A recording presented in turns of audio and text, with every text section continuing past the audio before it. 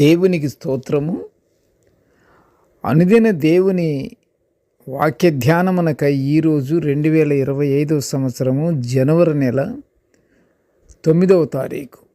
ఈరోజు ధ్యాన వాక్యము పరిశుద్ధ గ్రంథము నుండి యెషయా గ్రంథము 43వ అధ్యాయము 2వ వచనాన్ని మనం ధ్యానించుకుందాము. ప్రియ దేవుని బిడ్డలారా, ధ్యాన వాక్యాన్ని బైబిల్ నుండి మనం ఒకసారి చదువుకుందాము. యెషయా 43:2. నదులలో బడి వెళ్ళినప్పుడు అవి నీ మీద పొర్లి పారవు. దేవుని ప్రియమైన బిడ్డలారా, నేటి ధ్యాన వాక్యము దేవుని నమ్ముకొని జీవించే వారిపై దేవుని కాపుదల ఎల్లప్పుడూ నిలిచి ఉంటుంది. అలాగ దేవునిపై జీవించే వారిపై దేవుని కాపుదలను మనం ఇప్పుడు ధ్యానించుకుంటున్నాము. దేవుడికి మానవుల మీద ఉన్న ప్రేమకు మనము వెల కట్టలేము, అది అంచనా కూడా వేయలేము. అది దీర్ఘశాంతమూర్తి, ప్రేమగల తండ్రి కాబట్టి మానవులు ఎలా ప్రవర్తించినా మానవుల ఎడల దయ చూపించుచు ప్రేమతోనే నా వైపు తిరగండి అని 2 చేతులు చాపుచు ప్రేమగా అడుగుతున్నాడు మన దేవుడు. అలాంటి దేవుని ప్రేమ మనము తూకం వేయలేము.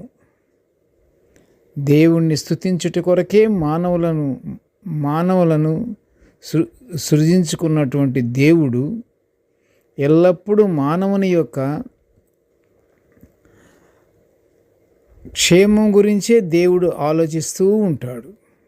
సృష్టి అంతయు మానవుని గురించే. సృష్టిలో ఏ జీవికి లేనటువంటి గొప్పతనాన్ని ఒక మానవుడికి ఇచ్చాడు. అందును బట్టి మానవులు ఎల్లప్పుడూ దేవుని మహిమపరచుచుండాలి, దేవునికి స్తుతులు చెల్లించుండాలి. ఈ ప్రకారమే పరిశుద్ధ గ్రంథము కూడా సెలవిస్తుంది. సముద్ర దిగంతములలో నివసించినను అక్కడను నీ చేయి నడిపిస్తుంది అని కీర్తనకారుడు 139వ సంకీర్తన 9వ వచనములో దేవుని ప్రార్థించటం మనం చూస్తున్నాము. దేవుని చేయి మన మీద ఉన్నట్లయినా మనకు ఏ అపకారము జరగదు. మనము జలముల బడి దాటునప్పుడును, నదులలో బడి వెళ్ళినప్పుడును, దేవుని తోడు మనతో ఉన్నప్పుడు జలములు కానీ నదులు కానీ ప్రవాహములు కానీ వరదలు కానీ మనల్ని ఏమీ చేయలేవు. ఇశ్రాయేలు పరిశుద్ధ దేవుడు మనలను రక్షిస్తాడు. అట్టి నమ్మకాన్ని మనము కలిగి ఉండాలి. అట్టి నమ్మకం ఎప్పుడు వస్తుంది అంటే దేవుని యందు భయభక్తులు కలిగి దేవుని యొక్క కట్టడలను ఆయన ఆజ్ఞలను పాటిస్తున్నప్పుడు మనకు తప్పకుండా నమ్మకం ఏర్పడుతుంది. మనల్ని ఎల్లప్పుడూ దేవుడు ఎంత ఆపదలు వచ్చినా, ఎంత కష్టమైనటువంటి సంఘటనలు మన మీద పడినా మనకి ఏమీ కాదు, మనకి దేవుడు ఉన్నాడు, ఆయన చెయ్యి మన మీద ఉంటుంది అనే నమ్మకం ఖచ్చితంగా ప్రభువుని నమ్మాలి, విశ్వసించాలి. దేవుని యొక్క ఆజ్ఞలు మనం పాటించాలి.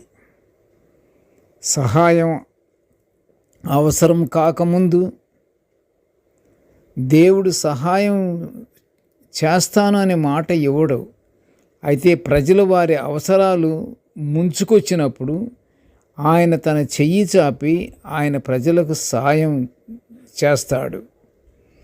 మానవులు తమకి కష్టాలు వస్తాయేమో అని మదనపడుచుంటారే కానీ కీర్తనకారుడు ఎన్నో శ్రమలకు గురైనా సరే దేవుని ఆశ్రయాన్నే ఎదుర్కొనేవాడు. దేవుని ఆశ్రయమే ఆయన కోరుకునేవాడు. దేవుడే ఆయనకి కొండ, దేవుడే ఆయనకి దుర్గము. ఎల్లప్పుడూ దేవుని ఆలయంలోనే నివసించాలనే కోరిక కలిగినటువంటి కీర్తనకారుడిని మనము జ్ఞాపకం ఉంచుకోవాలి. ఆయన దేవుని ఎడల ఎంత భక్తిగా ఉన్నాడో, ఎంత భయంగా ఉన్నాడో మనము కూడా అలాగే ప్రవర్తించాలి. దేవుని ఆశ్రయాన్నే ఆయన కోరుకునేవాడు. ఆయనే నా దుర్గం అనేవాడు. మనము కూడా అలాగే దేవుడే నా ఆశ్రయము, దేవుడే నా కొండ, ఆయనే నా దుర్గము అని మనము ప్రార్థన చెయ్యాలి. మనము కూడా ఎన్ని శ్రమలు కష్టాలలో ఉన్నప్పుడైనా సరే ఆయన చెయ్యి మన మీద పెట్టమని దేవునికి మనం ప్రార్థన చెయ్యాలి. దేవుని వాగ్దాన దిశగా మనము దేవుని యందుంటే ఆయన వాగ్దానాలు మన జీవితాల్లో వెలుగు నింపుతాయి. తప్పకుండా దేవుడు మనకి పరలోక ఆశీర్వాదాలు అనుగ్రహిస్తాడు. ప్రార్థన చేసుకుందాము.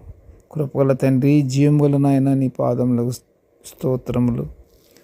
తండ్రి, నీ దివ్యమైన వాక్యాలను మేము నిత్యము ధ్యానించుకునే గొప్ప భాగ్యాన్ని మాకు అనుగ్రహించినందుకు నీ ఘనమైన స్తోత్రములయ్యా. కృపగల నాయన, నేటి ధ్యాన వాక్యంని వినుచున్న ప్రతి బిడ్డను ఆశీర్వదించయ్యా. ఇదిగో తండ్రి, నీ చెయ్యి ఎప్పుడు మాపై ఉండులాగన మేము పరిశుభ్రముగా తండ్రి హృదయపూర్తిగా ఉండి నిన్ను కొనియాడుకొనుచు నిన్ను స్తుతించుకునే భాగ్యాన్ని మాకు అనుగ్రహించమని ఈ మనవులన్నీ యేసయ్య నామమున వినయముగా వేడుకొనుచుంటున్నాను తండ్రి. ఆమెన్. దేవుడు మనలందరినీ బహుగా దీవించుగాక. ఆమెన్.